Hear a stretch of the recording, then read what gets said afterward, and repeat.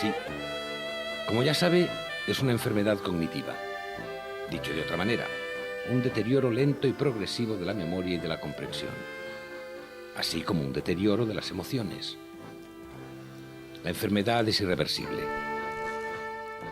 Lo mejor que puede hacer es visitarle frecuentemente, recordarle que se tome la medicación, sentarse a su lado, mirarle, besarle.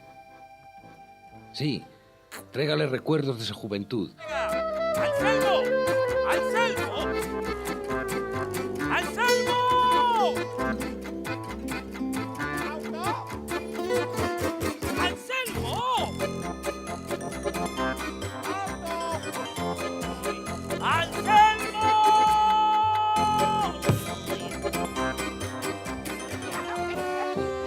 ¡El circo ha llegado a Tárrega! ¡Atención, atención! La primera actuación de hoy, la familia de equilibristas chinos, ¡sí, sí! ¡Agilidad! ¡Agilidad! ¡Ay, qué bestia, tío! ¡Qué bestia!